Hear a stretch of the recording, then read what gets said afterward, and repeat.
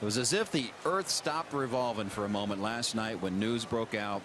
The greatest of all time, Muhammad Ali, had passed away at the age of 74. It was 2009. He was here for the Civil Rights game. He was honored on that day along with Hank Aaron. And got to tell you, the players that were here then, they were in awe that day. Group picture that they took that day hangs on many walls of those players, including Brandon Phillips. He said he was just speechless being around that much greatness. Adam Duvall is from Louisville. That's where the greatest Muhammad Ali hails from. And Adam has a special connection to it. Adam Duvall played at Louisville. Muhammad Ali's son also played at Louisville, and he'd said many times Muhammad would be sitting in the stands, and to have a guy like that rooting for him was just something special. Bryan Price reacted as well. Especially in the 70s, you know, boxing was for me was a much more prevalent sport than it is now. You know, I'm not into the whatever the ultimate fighting stuff, and you know, classically trained boxers were fun to watch, and it was an event. It was an ABC event. You know, the big fights were televised on TV for everyone to see. So you got a lot of front and center time with Muhammad Ali, and he was outstanding. And that was something that you'd stop. You'd carve out that time in your day to make sure that you were there to see that fight. And you know, beyond that, certainly a great humanitarian, and obviously also coming from Louisville, Kentucky. You know, a really nice connection here locally, but certainly had a much more of a national and world influence, and it's a big loss. Tough loss for, you know what I'm saying, God received another angel. And when I met him, I was really speechless, man. When you just be around so much greatness, I mean, it's kind of really hard. I mean, you know, I just wanted to see him put his hands up and just do the little moves and stuff like that. But you know, I don't think I could really say, man. It's just honored that I got to meet him. It's sad that you know, we lost a legend, we lost another angel, and you know, many prayers go out to his family.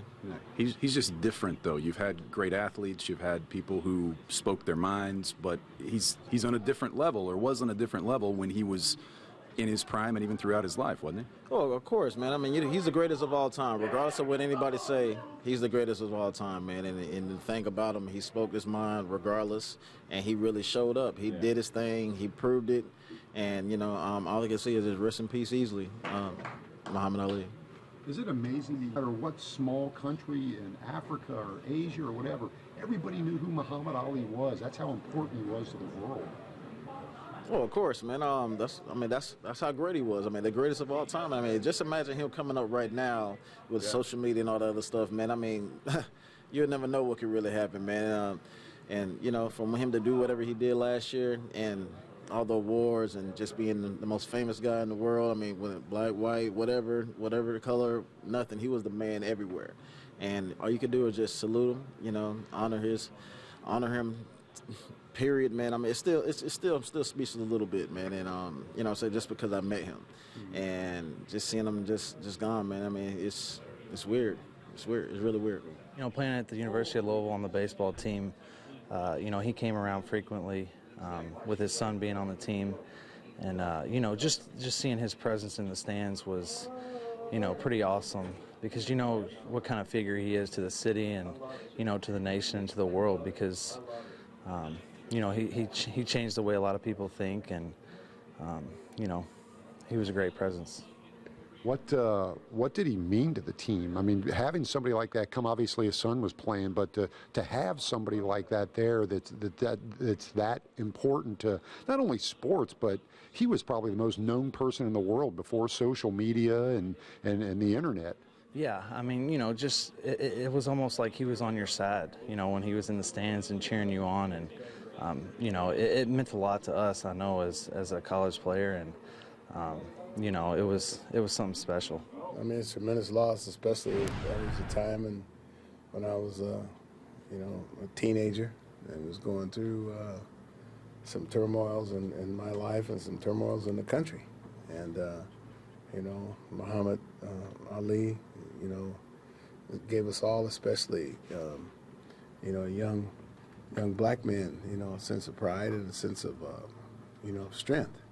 And then I had been in his company shortly thereafter, you know, when I was in L.A. quite a few times in different banquets and stuff, and just you know, just his presence and to follow his life and his story.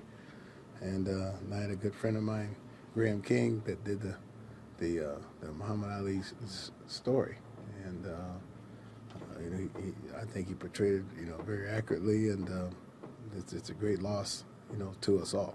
And I just think about how many, you know, potential guys, because there's a whole bunch of greats that are out there around that 75 to 85-year-old mark, and just hope and pray that they're around for a long time.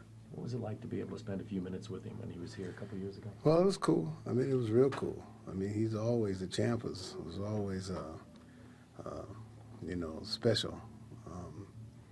I was almost like a little kid in awe, really.